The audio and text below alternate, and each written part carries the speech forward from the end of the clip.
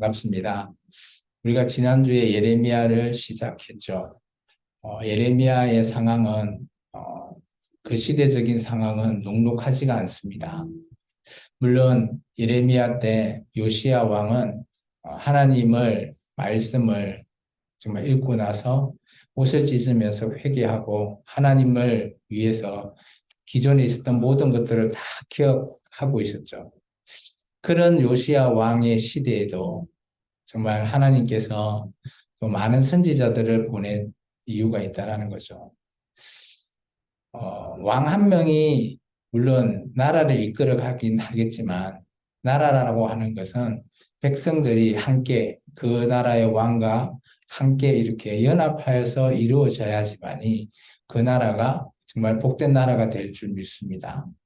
오늘 교회도 마찬가지라고 봅니다.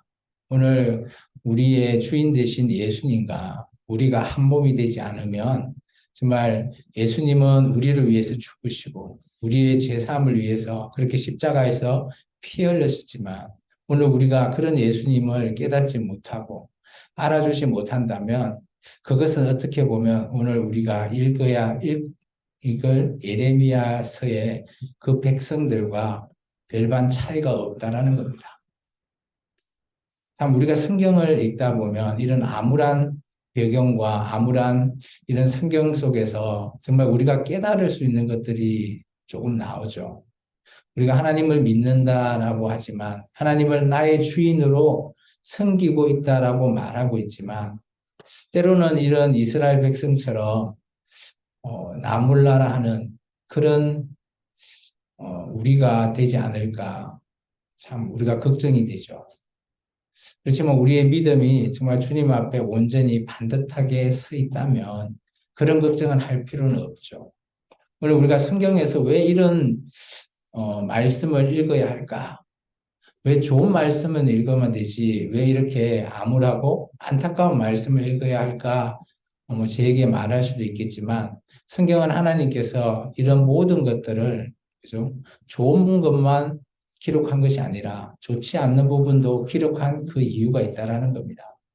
그것이 바로 하나님께서 그런 모든 안 좋은 부분도 우리에게 알게 하셔서 우리의 인생의 삶이 우리의 삶을 살다 보면 우리가 늘 좋은 삶만 사는 게 아니잖아요.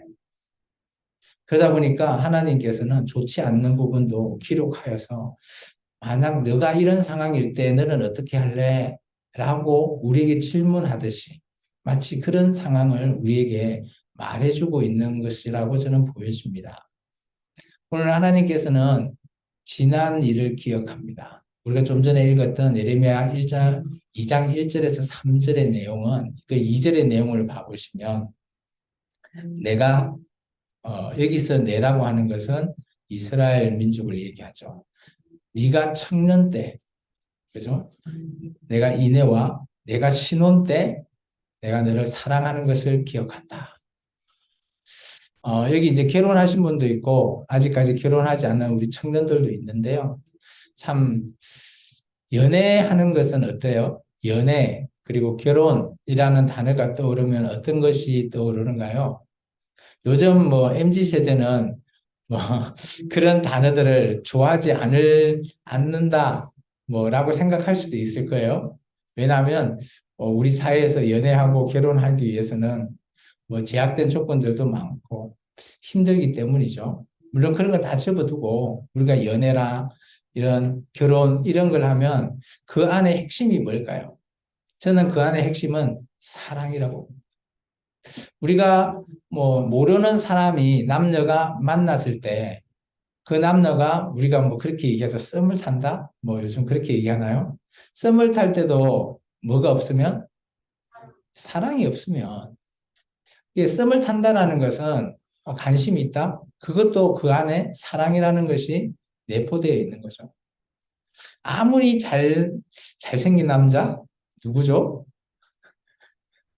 잘생긴 남자가 여기 온다 하더라도 내가 그 사람 안에 사랑이 없으면 관심도 없을걸요. 반면에 아무리 못생긴 여자가 온다 하더라도 내가 그 여자를 봤을 때 관심 있고 사랑이 있으면 또 그 사람과 관계가 맺어진다는 거죠. 물론 우리 선조들이 이런 말을 하죠. 집신도 제 짝이 있다고 말은 하는데, 그래서 우리 청년들은 잘 귀담아 들으십시오. 뭐 그런 말은 저는 충분히 공감합니다. 근데 요즘 우리 사회의 가장 큰 이슈가 뭔 줄 아세요? 저출산. 결혼은 해도 아이를 낳지 않죠. 이제 그런 것들은 여러 가지 요인은 있죠. 뭐 정부가 제대로 여건을 마련 안 해준 것도 있지만, 또 우리 요즘 청년들이 또 결혼을 하고 나면 자녀를 갖는 거에 대한, 그죠? 어, 막역한 두려움이 있어요. 왜냐하면 자녀를 놓고 하기 위해서는 또 돈이라는 것들이 너무 많이 들기 때문에. 한 명의 자녀를 키우기 위해서는, 물론 뭐, 대학교까지, 뭐, 하여튼 거의 계산을 해보면 대략 추정하면 한 5억에서 10억 정도 든다고 합니다. 그러다 보니까 그것을 어떻게 감당해? 라고 생각하죠. 그렇지만 우리가 그 안에 사랑이 있다면 그런 모든 것들을 극복할 수 있지 않을까요? 그래서 그게 결혼을 하고요. 그래서 연애를 하고요. 그래서 또 아이를 낳죠. 오늘 하나님께서는 지난 시간을 좀 돌이켜 봅니다. 이전의 말씀을 참 보시면 이스라엘 민족과 하나님과의 관계가 청년 때 그리고 신혼 때라고 얘기하고 있죠. 이때가 언제일까요? 이때는 언젠가 하면 모세와 함께 시내산에서 하나님과 언약을 맺었던 그때를 가리킵니다. 그러면 현재 예레미야 시대 때를 기준으로 해서 그 이전 시대잖아요. 시간이 얼마 정도 흘렀을까요? 대략 한 800년 정도로 추정하고 있습니다. 800년 동안 이제 연애하고 결혼하고 하나님과 이스라엘 민족이 언약을 맺어서 이제 여기까지 온 겁니다. 뭐, 물론 이 하나님과 이스라엘 백성을 우리가 부부 간의 언약, 뭐, 그렇게 비유를 충분히 할 수 있습니다. 또 우리가 결혼하신 우리 집사님들도 있는데, 결혼하신 분들도 잘 생각 한번 해보십시오. 저도 마찬가지지만, 우리가 처음 만나 연애하고, 그리고 결혼하고, 아이를 낳고, 또 계속 살아가잖아요. 그러면 지난 시간을 한번 여기 보면 이전의 말은 내가 사랑을 기억한다. 라는 것은 지난 시간에 어떤 것을 추억을 떠올린다라는 거죠. 맞나요? 여러분은 물론 우리 청년들은 뭐 아직까지 인생을 많이 살지 않아서 그렇지만 청년들도 한번 돌이켜 보면 내가 이때까지 살아왔을 때 가장 기억에 남는 그런 것, 장면, 추억 이런 것들이 있잖아요. 마찬가지로 오늘 하나님께서는 하나님이 저 민수기 강야 생활 그 힘들어했던 그때를 가지고 하나님께서는 내가 그래도 정말 신혼 때라 참 사랑했다. 그걸 기억한다라고 얘기하고 있습니다. 집사님, 우리 결혼하고 신혼 때는 어때요? 엄청 뭐 둘이거나 아무것도 없어도, 그죠? 막 사랑하니까 아무것도 없어도 뭐 기쁘고 즐겁지 않나요?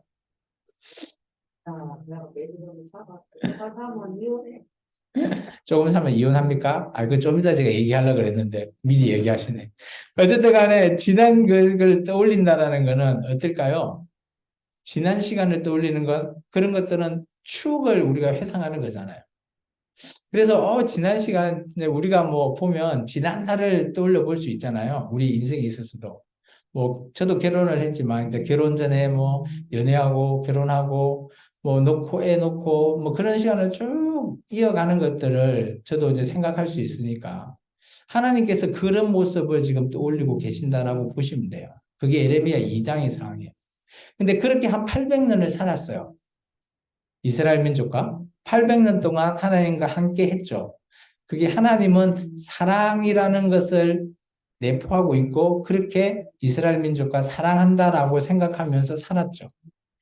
그런데 이제 좀 전에 우리 집사님이 얘기했지만 그렇게 계속 살다가도 의견이 맞지 않고 부부싸움도 하고 하죠. 그러면 뭘 생각해요? 이혼을 생각하겠죠, 이혼을. 오늘 예레미야 2장은 바로 하나님께서 예레미야 선지자한테 야, 너 내 말 좀 한번 들어보십시오. 왜냐하면 예레미야 선지자가 어떻게 보면 이혼 변호사예요. 요즘 말로 따지면 우리가 이혼하기 위해서는 변호사를 찾아가잖아요. 그리고 이때까지 있었던 자초지정을 다 얘기하죠. 나 이런 것 때문에 이혼할래. 뭐 그러잖아요. 하나님께서 오늘 2장의 전반적인 내용은 딱 그 상황입니다. 나 이런 것 때문에 이혼할 거야. 라고 하면서 예레미야 선지자한테 하나씩 이스라엘 모든 이스라엘 민족의 이런 죄악상을 고발하고 있죠. 첫 번째 한번 볼까요? 4절에서부터 8절 내용입니다. 읽겠습니다.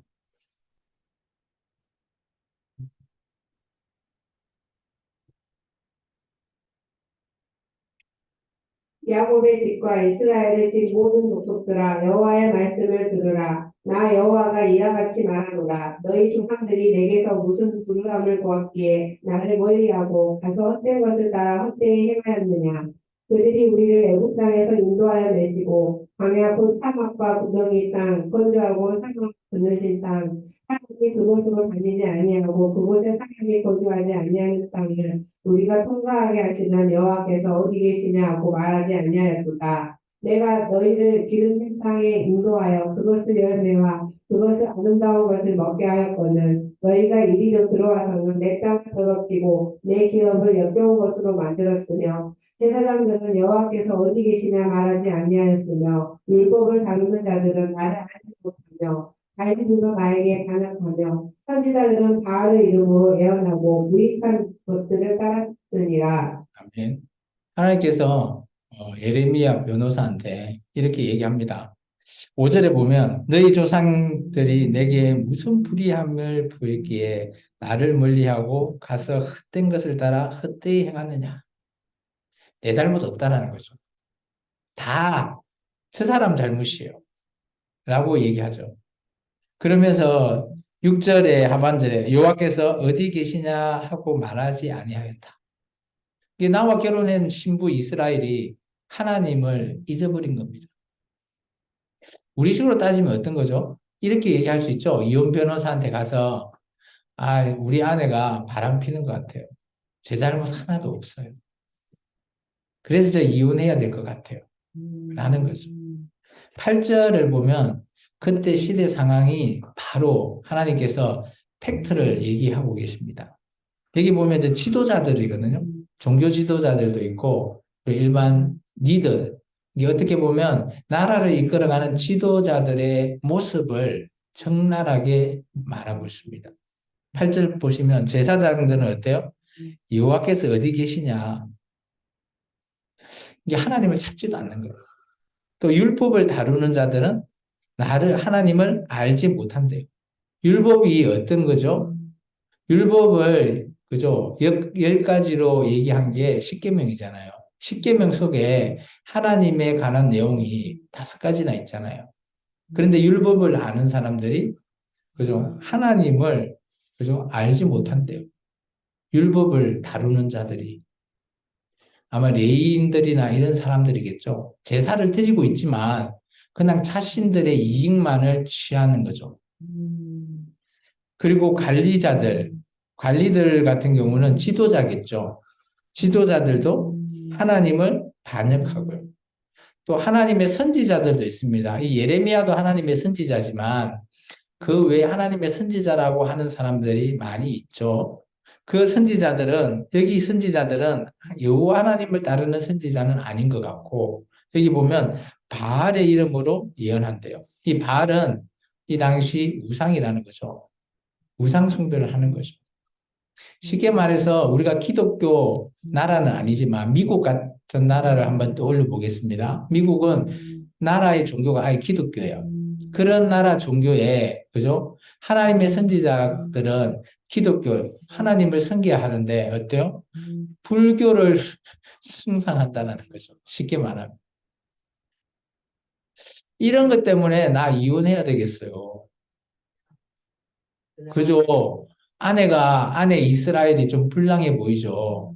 그죠? 그러면서 이런 상황이 있습니다라고 얘기하면서 그 아내에 대한 죄악을 좀 상세하게 말하고 있습니다. 9절부터 13절입니다.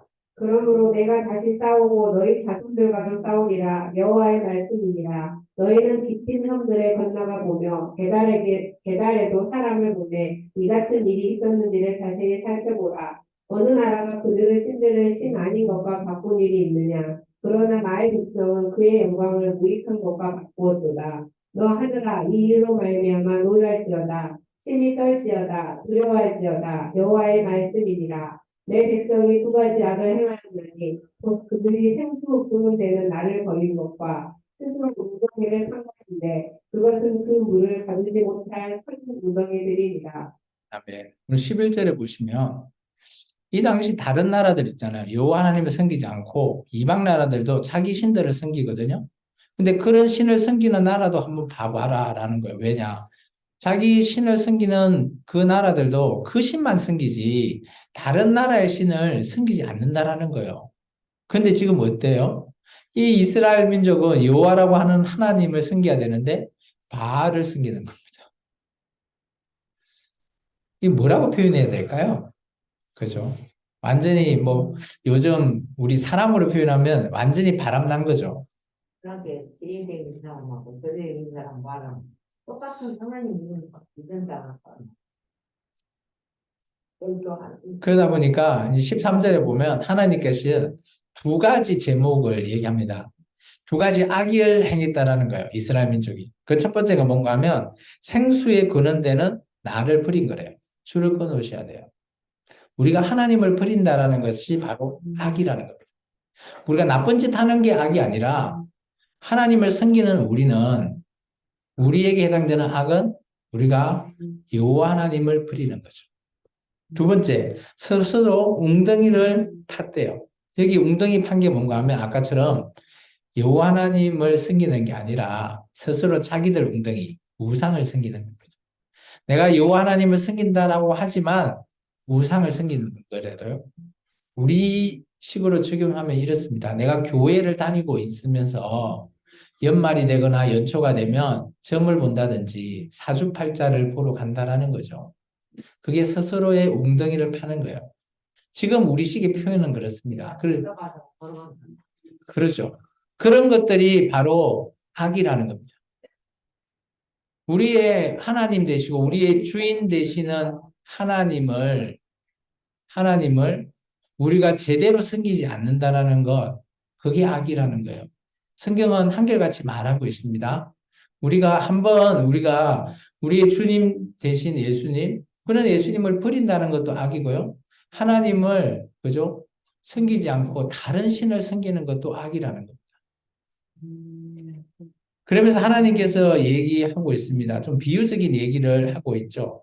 14절부터 우리 19절까지 한번 읽어볼까요? 이스라엘이 동이냐 시동이냐 어찌하여 포로가 되었느냐 어린 사자들이 그를 향하여 부르짖으며 소리를 질러 그의 땅을 황폐하게 하였으며 그의 성읍들은 불타서 수민이 없게 되었으며 롯과 다바네스 자손도 내 종소리를 상하였으니 내 하나님 여호와가 너를 길로 인도할 때에 내가 그를 떠남으로 이를 자취함이 아니냐 내가 시로로 물을 마시려고 애굽으로 가는 길에 있음은 어찌 됨이며 또 내가 그 강물을 마시려고 아수르로 가는 길에 있음은 어찌 됨이냐 내 악이 너를 징계하였고 내 반역이 너를 책망할 것이라 그런즉 내 하나님 여호와를 버림과 내 속에 나를 경외함이 없는 것이 악이요 고통인 줄 알라 그 망군은 여호와의 말씀입니다.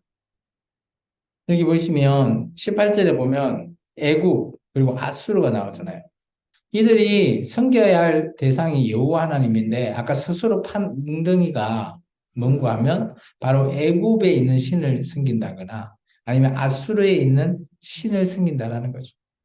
이게 여호와 하나님을 의지해야 되는 그들 이스라엘 민족이 지금 상황이 좋지 않다고 다른 나라의 신들 섬긴다는 게 뭐예요? 그 나라와 연합한다라는 거예요. 쉽게 말해서 뭐 우리식으로 표현하는 거는 조금 어려운 것 같은데요. 뭐 우리에게 적용해 본다라는 거는 조금 쉽진 않아요. 그런데 이제 우리가 이런 표현은 우리가 믿지 않는 자들과 뭐 결혼의 관계 이런 부분들이 조금 비유가 좀 될까 저는 싶습니다. 우리가 예수를 믿고 있지만 결혼 상대자가 예수 믿지 않고 다른 신을 섬긴다 가정했을 때 근데 그 사람 안에 뭐 같이 사랑하니까 결혼할 수 있다라고 보죠. 근데 그러면 어떻게 해야 될까요? 참 우리에 있어서도 많은 큰 문제 중에 하나고 이슈 중에 하나죠. 기독교인들이 믿지 않고 다른 신을 섬기는 사람을 애당초 만나지 않는 게 가장 좋은데 만약 사랑해서 만나고 결혼까지 했다면 어떻게 해야 하는 것이 가장 좋을까? 그런 부분이 있죠. 근데 오늘 이스라엘 민족이 딱 그런 상황이라면 이제 어떻게 되는가 하면 내가 믿는 신을 내가 포기하는 거예요. 그리고 남편을 따라가는 겁니다. 딱 그런 꼴 비슷한 거죠. 하나님을 믿었는데 처녀 때는 이제 결혼하고 하나님을 버리고 이제 남편을 믿는 신을 따라가는 거죠. 뭐 그런 비유로 저는 이제 이 부분을 조금 제가 해석해 보면 여러분이 좀 쉽게 이해될까 싶은데 딱 그런 꼴이죠. 그래서 하나님께서 그죠? 예레미야 이혼 변호사한테 나 이런 것 때문에 이혼해야 돼 하면서 적절한 이유를 대고 있는 거죠. 그러면서 하나님께서 다시 한 번 더 얘기합니다. 19절 보시면 내 하나님이 여호와를 버린 거와 또 나를 경외함이 없는 것이 악이다. 하나님께서 재차 악에 대해서 강조하고 있죠. 우리는 악이다라고 하는 것을 그냥 나쁜 짓, 그게 한정하는데 예수를 믿고 여호와 하나님을 섬기는 우리는 악이라는 것은 우리가 믿는 하나님을 버리는 거예요. 나 안 버리는데? 아니요. 내 생각보다 내가 나의 주인이 되어버리면 여호와 하나님을 우리가 섬기고 있지만 하나님의 뜻이 아니라 내 뜻을 고집하는 것이 바로 여호와 하나님을 버리는 겁니다. 쉽게 말해서. 그래서 우리가 어떤 일을 결정할 때 제가 늘 얘기하죠. 기도하시라. 기도하고 물어보시고 물론 그 안에 나의 뜻이 강렬하면 또 그쪽으로 밀어붙일 수도 있겠지만 그래도 하나님께 기도하는 자세 그게 우리가 하나님을 경외하는 자세라고 저는 보여집니다. 우리의 삶을 물론 우리에게 하나님께서 자유의지를 주셨기 때문에 우리 마음대로 살 수는 있어요. 그렇지만 우리가 하나님 앞에 기도한다라는 것 그 자체가 우리가 하나님을 경외하고요. 하나님을 버리지 않고 하나님을 나의 주인으로 섬긴다라는 표현으로 저는 여겨집니다. 그래서 여러분도 하나님을 잘 믿고 있는 여러분이잖아요. 예수님을 믿고 여호와 하나님을 믿고 성령 하나님을 믿는 여러분도 늘 기도하시고 어떤 일이 있을 때 내가 그냥 판단하지 마시고 그래도 잠깐이라도 하나님 앞에 기도해 보시며 그리고 그 판단을 한번 물어보세요. 하나님 제가 이렇게 생각하는데 어떻게 할까요? 라고 하나님 말씀하십시오. 라고 하면서 기도 잠깐 해보시면 뭐 그때 또 떠오르는 생각이나 어떤 생각들이 떠오를 때 그때 그게 하나님의 응답이라고 봐도 저는 무관하다고 봅니다. 우리의 삶이 늘 그런 식의 삶을 살아가면 우리가 하나님과 하나 되고 연합된 그런 삶을 이어갈 수 있다라고 저는 보여집니다. 근데 이스라엘 민족은 이제 우상으로만 계속 치우쳐 가는 거죠. 그 부분의 결과가 이렇다라는 거죠. 20절에서부터 25절입니다. 내가 애적부터 내 멍에를 꺾고 내 결박을 끊으며 말하기를 나는 순종하지 아니하리라 하고 모든 높은 산 위에서와 모든 푸른 나무 아래에서 너는 몸을 붙여 행음하도다. 내가 너를 순전한 산 동자 곧 귀한 포도나무로 심었거늘 내게 대하여 이방 포도나무 악한 가지가 되면 어찌 됨이냐. 그 여호와의 말씀이니라. 내가 잿물로 스스로 씻으며 내가 많은 기물을 쓸지라도 내 죄악이 내 앞에 그대로 있으리니 내가 어찌 말하기를 나는 더럽을 주지 아니하였다. 바알들의 뒤를 따르지 아니하였다 하겠느냐. 골짜기 속에 있는 내 길을 보라. 내 행한 바를 알 것이니라. 다리 빠른 암낙파가 그의 길을 어지러이 달리는 것과 같았으며 너는 광야에 익숙한 그 암나귀들이 그들 성공에 일어나서 펄떡거림 같았구나. 그 발전기에 누가 그것을 막으리요. 그것을 찾는 것들이 수고하지 아니하고 그 발전기에 만나리라. 내가 또 말하기를 내 발을 제어하여 거슴발이 되게 하지 말며 목을 갈아 섞게 하지 말라. 오직 너는 말하기를 아니라 이는 헛된 말이라. 내가 이번 신문을 사용하였으니 그를 따라가겠노라 하시다. 아멘. 오늘 21절에 보시면 하나님께서는 이스라엘 민족을 참종자, 귀한 포도나무로 열매로 심었다는 거예요. 그런데 지금 와보니까 800년이 지난 지금 보니까 이들이 이방 포도나무 같이 악한 가지가 되었대요. 그러면서 22절에 이런 표현을 씁니다. 저를 보십시오. 우리가 어떤 뭐 일을 하다가 막 먼지 구덩이 가서 먼지를 확 다 덮었어요. 그러면 우리가 샤워를 하잖아요. 샤워하면서 비누칠 막 해가지고 샤워 하면 몸이 깨끗하죠. 이제 그렇게 우리가 어때요? 깨끗함을 입어야 되는데 오늘 이들은 이제 우리는 이제 겉으로는 그렇게 깨끗한 척 할 수는 있지만 실제 속의 마음이 그렇지 못하다는 것을 얘기해요. 이 이스라엘 백성이 이렇게 깨끗함을 하나님 앞에 깨끗해야 되는데 이들은 계속해서 이방신만 쫓고 있는 거죠. 여호와 하나님이 자기 신인데 자기를 애굽에서부터 데리고 나와서 신해상 언약을 맺고 언약까지 맺은 신인데 그 신을 내버려 두고 다른 신들을 막 보는 겁니다. 이리 기우뚱 저리 기우뚱 하는 거죠. 그러면서 26절 5절 끝에 이렇게 얘기합니다. 내가 이방신들을 사랑하였은즉 그를 따라 가겠노라. 이스라엘 민족이 그렇게 얘기하는 거죠. 이거는 뭐예요? 정말 가장 이혼 사유 중에 가장 명백한 이규가 되겠죠. 신부된 아내 이스라엘이 나 이방신 따라갈래.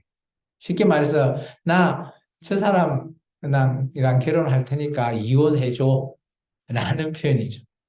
텔레비에 보면 하나님 입장에서는 어떨까요? 이런 말을 들으면 내 잘못 하나도 없는데 내가 사랑하는 아내가 나를 떠나보내는 나 가야 되겠다고 이혼해달라고 하는 그런 상황을 얘기하는 거죠. 이때 하나님의 모습을 우리가 한번 생각해 볼 필요가 있는 거예요. 내가 과연 하나님의 입장이라면 하나님은 어떤 생각을 할까? 하나님은 이렇게 말하고 있습니다. 그게 26절부터 좀 길지만 37절까지입니다.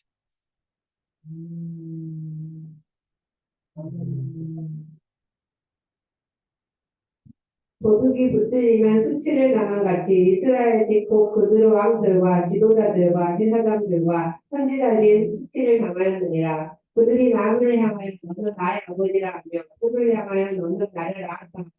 그들은 등을 내게로 돌리고 그들의 얼굴은 내게로 향하지 아니하다가 그들이 환난이 나올 때에는 이르기를 일어나 우리를 구원하소서 하리라. 너를 위하여 내가 만든 내 신들이 어디 있느냐? 그들이 내가 환난을 당할 때 구원할 수 있으면 일어날 것이니라. 유다여 너희 신들이 너희 성수와 같도다.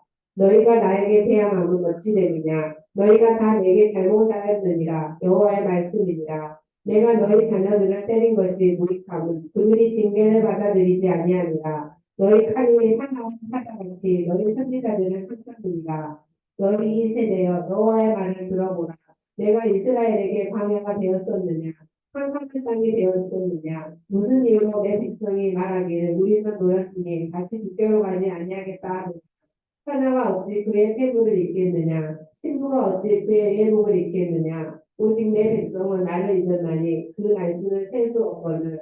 내가 어찌 사랑을 얻으려고 내 행위를 아름답게 꾸미느냐? 그러므로 내 행위를 악한 여자들에게까지 가르쳤으며 또 내 옷단에는 죄 없는 가난한 자를 죽인 피가 묻었나니 그들이 다 구멍을 뚫었기 때문이 아니라 오직 이 모든 일 때문이다. 그러나 너는 말하기를 나는 무죄하니 그의 진노가 참으로 내게서 떠났다 하니까 보라 내 말이 나는 죄를 범하지 아니하였다 하였으므로 내가 너를 심판하리라. 내가 어찌하여 내 길을 바꾸어 부지런히 돌아다니느냐. 내가 안쪽으로 말미암아 수치를 당한 같이 또한 내부으로 말미암아 수치를 당할 것이야.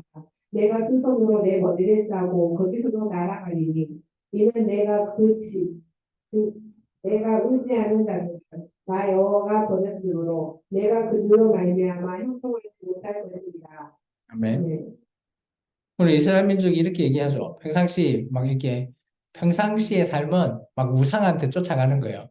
이게 평상시는 막 바람이 나왔고 이 남자 저 남자를 만났는데 환란이 오거나 힘든 상황이 있을 때 비로소 남편한테 와갖고 나 좀 구원해달라.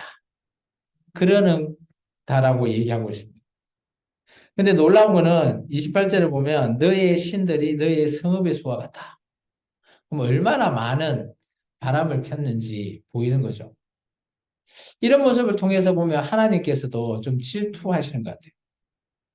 이혼해달라고 하는데. 그러면서 그들은 이렇게 얘기하죠. 35절에 나는 죄를 범하지 않았다. 바람 폈는데 죄를 범하지 않았대요. 하나님 입장에서 어떨까요? 가정된 모습으로 보이죠. 그래서 하나님께서는 이렇게 말씀하십니다. 내가 너를 심판하리라. 35절 끝에 있죠. 참 우리가 인간 관계에 있어서 부부 간의 관계에 있어서 이런 상황이 발생하면 당연히 이혼해야 되는 거 아닌가요? 근데 너무 괘씸하죠. 그죠? 아내가 너무 괘씸해 보이죠. 예. 그러니까 그렇게 안 해야 되는데 이들은 나는 뭐 잘못한 거 없어 라고 자기들이 깨닫지를 못하는. 나도 여자만 안 돼. 다시 돌아가서 한번 생각해 보시면 우리가 우리의 인간관계에 있어서도 사람의 부부관계에 있어서도 이런 상황에 처해 있으면 상상도 못할 그런 스트레스가 오고 그런 어떻게 보면 역경이 있는 거죠. 그죠? 남편 대신 하나님 입장을 생각해 보면 얘는 있을 수도 없는 일이죠. 그에 반해서 아내 된 이스라엘 백성 입장을 봐보면 나 잘못한 거 없어 라고 하면서 바람 피는데도 잘못한 거 없다. 깨닫지 못하는 무지한 그런 백성이라는 거예요.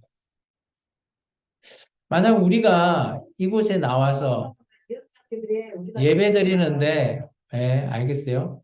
이곳에 나와서 예배를 드리는데, 우리가 만약 이 이스라엘 백성처럼, 나 예배 잘 드렸지, 라고 하면서, 혹시 이렇게 가정하게, 나는 범한 거 아무것도 없어, 라고 할 수 있을 수도 있다는 거예요. 우리는 언제나 이런 상황을 우리에게 반면교사로서 우리가 살펴볼 필요가 있다는 거예요. 오늘 말씀을 좀 정리할게요. 오늘 에레미야 2장은 어떻게 보면 참 하나님이 왕따 되시고 하나님이 입장에서는 너무 억울하시고 하나님 입장에서는 정말 화가 날 정도 그런 대상이 자기 아내인 이스라엘입니다. 만약 우리는 어떻게 해야 될까? 우리에게 물어본다면 우리가 이런 이스라엘 백성처럼 무지한다면 하나님을 알지 못한다면 우리도 충분히 이렇게 될 수 있다라는 거예요. 여러분이 매주 나와서 예배 드릴 때 여러분이 생각하시는 하나님이 그죠? 여러분의 뜻과 다를 수 있다라는 거예요. 그것은 하나님이 다른 게 아니라 여러분이 다르게 생각할 수 있다라는 거예요. 하나님은 좋으시고 하나님은 인내하시고 이런 쪽만 생각하지 마시라는 겁니다. 하나님은 언제나 질투도 하시고요. 하나님은 이런 상황에서 정말 예레미야에게 자신의 모든 것들을 그죠? 자기 어떻게 보면 부부간의 관계를 좀 이걸 적나라하게 내려놓는 거잖아요. 자기의 수치를 내놓는 거거든. 그러면서도 이스라엘 민족이 이런 민족이다 라고 까불린 겁니다. 우리가 교회에 다니면서 이런 이스라엘 민족이 된다면 정말 우리는 하나님 앞에 서게 됐을 때 아무런 얘기도 하지 못할 줄 그렇게 생각합니다. 그래서 우리가 매주 나와서 하나님 앞에 예배드리면서 우리가 참 깨달아야 될 것은 우리가 하나님 앞에 하나님을 바라보면서 우리가 이스라엘 민족을 어떻게 보면 이게 큰 착각이잖아요. 자기가 하나님을 섬기고 있다라고 착각하는 거죠. 제대로 섬기고 있다고. 우리는 교회에 나와 있다고 구원받았다고 확신한다고 착각할 수도 있다라는 거예요. 그런 것을 우리가 좀 경각심을 가질 필요가 있다라는 거예요. 그래서 오늘 2장을 정리해 보면 하나님께서 우리를 사랑했던 그때를 기억한다라는 이스라엘 민족을 사랑했다라고 하지만 오늘 우리에게도 우리가 첫사랑 예수님을 참 믿고 우리가 정말 사랑했던 그 부분을 우리가 첫사랑을 늘 우리는 생각하며 그럴 때일수록 우리가 하나님께 늘 돌아가고 늘 겸손한 자리에서 기도하는 저와 여러분이 되시기를 주의 이름으로 축원합니다. 기도하겠습니다. 주님 감사합니다.